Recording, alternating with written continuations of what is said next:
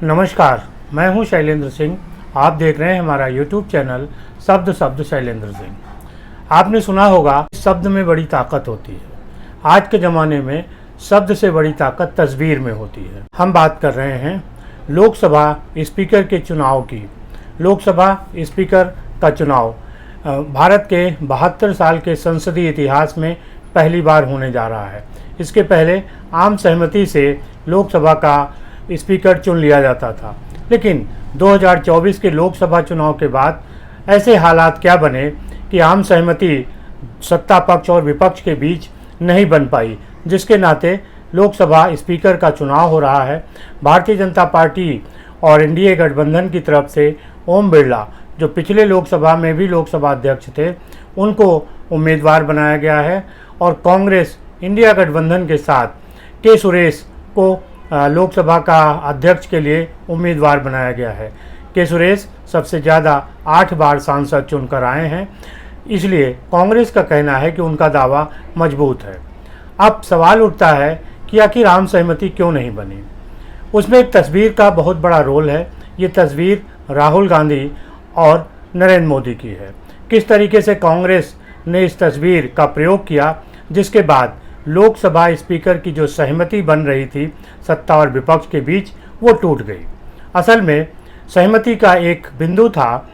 कांग्रेस का कहना था कि अगर डिप्टी स्पीकर विपक्ष का बन जाए तो विपक्ष सत्ता पक्ष के लोकसभा स्पीकर को समर्थन देने के लिए तैयार है। भारतीय जनता पार्टी के नेता और रक्षा मंत्री राजनाथ सिंह ने इस बारे में कांग्रेस के अध्यक्ष मल्लिकार्जुन खड़गे से कई राउंड की बात की और लगभग ये बात तय हो चुकी थी कि अब लोकसभा स्पीकर का विपक्ष समर्थन करेगा और सत्ता पक्ष डिप्टी स्पीकर विपक्ष का दे देगा। लेकिन यहाँ पे सत्ता पक्ष की एक शर्त थी कि पहले लोकसभा का स्पीकर चुना जाएगा, उसके बाद फिर डिप्टी स्पीकर की बात होगी।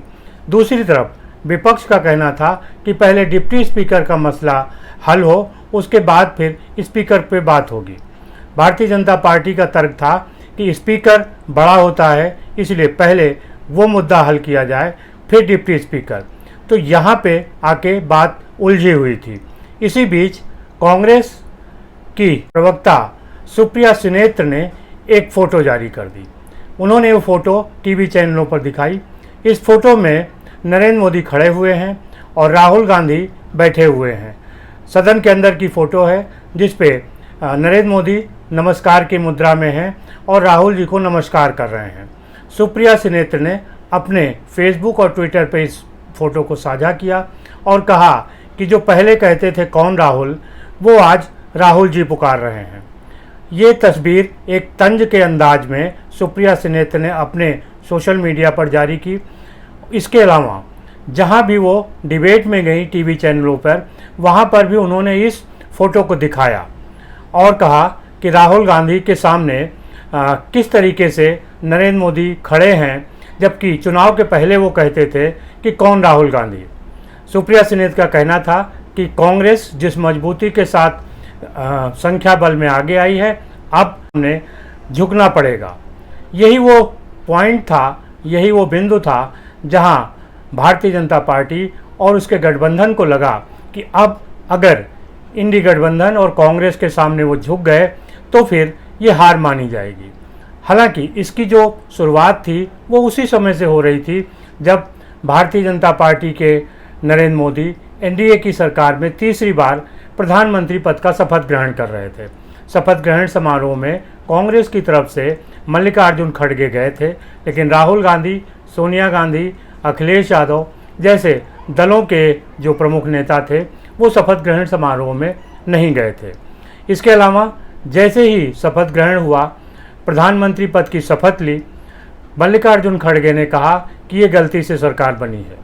राहुल गांधी का कहना था कि एनडीए के तमाम घटक दलों के नेता उनके संपर्क में हैं और ये सरकार जल्द ही गिरा दी जाएगी। यानी एक तरीके की कड़वाहट जो थी वो शुरू से दिख रही थी। इंडिया गठबंधन ये मानने को तैयार नहीं था कि एनडीए और नरेंद्र मोदी बहुमत के साथ जीत कर आए हैं। वो बार बार कह रहा था कि ये नरेंद्र मोदी की हार है और एनडीए के नाते जोड़ तोड़ के सरकार बन रही है। उसका तर्क ये था कि भारतीय जनता पार्टी 240 सीटें लाई है, जो बहुमत से काफ़ी कम है। ऐसे में वो अपना प्रधानमंत्री कैसे बना सकती है? जब चुनाव के परिणाम आ रहे थे उस समय कई बार इंडिया गठबंधन ने प्रयास किया कि कुछ संख्या बल उनकी तरफ बढ़े, जिससे वो सरकार बनाने का दावा पेश कर सकें, लेकिन इंडिया गठबंधन के पास 272 के आंकड़े तक पहुंचने लायक स्थिति नहीं थी। लिहाजा एनडीए ने सरकार बनाई, क्योंकि एनडीए बहुमत में था 293 सीटों के साथ, जबकि इंडिया गठबंधन के पास 236 सीटें ही थीं और वो बहुमत से बहुत दूर था। राहुल गांधी और कांग्रेस खास तौर से ये बात मानने को तैयार नहीं थे कि ये सरकार बहुमत की है। लिहाजा वो लगातार कटाक्ष पे कटाक्ष कर रहे थे। जब सांसदों का शपथ ग्रहण कार्यक्रम हो रहा था उस समय भी कांग्रेस और समाजवादी पार्टी के जो सांसद थे वो सदन में जब प्रवेश करते हैं तो एक साथ प्रवेश करते हैं। उनके हाथों में संविधान की एक प्रति होती है और वो संविधान की प्रति लहराते हैं। इससे वो दबाव बनाने की कोशिश कर रहे थे भारतीय जनता पार्टी और सत्ता पक्ष पर। जब नरेंद्र मोदी प्रधानमंत्री के बाद सांसद के रूप में शपथ ग्रहण कर रहे थे संसद भवन में, तब राहुल गांधी ने उनको संविधान की किताब दिखाई। दूसरी तरफ जब धर्मेंद्र प्रधान शपथ ग्रहण करने गए तो पूरा सदन नीट नीट सेम सेम के नारों से गूंज उठा। एक तरीके से जो पहला दिन था वही हंगामेदार हो गया और वहीं पे भारतीय जनता पार्टी एनडीए गठबंधन ने तय कर लिया कि अब विपक्ष का मुकाबला जम के करना है और यही बात टूट गई। लेकिन इस बात के टूटने पर अंतिम जो कील ठोकी गई वो फोटो थी जिसको सुप्रिया सेनेत ने सोशल मीडिया पर वायरल किया, जिसमें नरेंद्र मोदी खड़े होकर राहुल गांधी का अभिवादन कर रहे हैं। सुप्रिया सेनेत ने उसमें लिखा कि जो कांग्रेस जो मोदी पहले पूछते थे कौन राहुल, वो अब नमस्कार कर रहे हैं। लोकतंत्र की यही जीत है। लोकतंत्र का नाम तो सुप्रिया ने लिया, लेकिन उसकी आड़ में वो एक तंज कस रही थी। भारतीय जनता पार्टी के कार्यकर्ता, नेता, एनडीए गठबंधन है, उसके लोगों को ये तस्वीर अच्छी नहीं लगी। वहाँ से पूरी रणनीति बदली और फिर राजनाथ सिंह ने मल्लिकार्जुन खड़गे के फ़ोन का कोई जवाब नहीं दिया, जिसके बाद ये तय हो गया कि अब सत्ता पक्ष डिप्टी स्पीकर विपक्ष का बनवाने नहीं जा रहा है। लिहाजा चुनाव का जो मैदान था वो खुल गया। कांग्रेस ने अपनी तरफ से के सुरेश को खड़ा किया है और भारतीय जनता पार्टी ने ओम बिरला को। कल चुनाव है, अब देखना ये है कि किसका पलड़ा भारी होता है। 72 सालों में पहला मौका आया है जिसमें विपक्ष के पास ये मौका है कि वो सरकार को गिरा दे। अब उसे अपना संख्या बल दिखाना है और सत्ता पक्ष को अपना संख्या बल। इस संख्या बल के बाद ये तय हो जाएगा कि किसकी कितनी भागीदारी है और कौन कितना मजबूत है।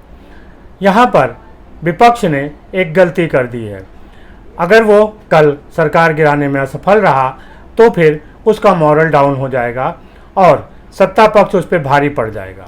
लोकसभा चुनाव जीतने के बाद संख्या बल विपक्ष का बढ़ा, इसका सम्मान सत्ता पक्ष कर रहा था। लगातार वो दबाव में था, उसे लग रहा था कि कहीं भारतीय जनता पार्टी की कमी रह गई है। लेकिन प्रधानमंत्री ने फिर कमबैक किया और उन्होंने अपनी तीसरी जीत का सेलिब्रेशन शुरू किया और ये कहना शुरू किया कि उनकी जीत बड़ी है और भारतीय इतिहास में ये दूसरी बार हुआ है जब तीसरी बार कोई लगातार प्रधानमंत्री पद की शपथ लिया हो और प्रधानमंत्री बना हो। जवाहरलाल नेहरू के बाद नरेंद्र मोदी दूसरे ऐसे नेता हैं जो तीसरी बार प्रधानमंत्री बने हैं।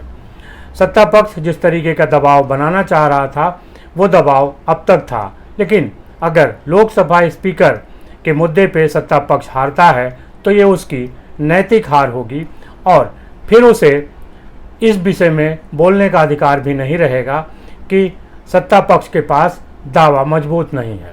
एक तरीके से देखें तो विपक्ष ने अपने पैर पे कुल्हाड़ी नहीं मारी, कुल्हाड़ी पर पैर मार दिया है।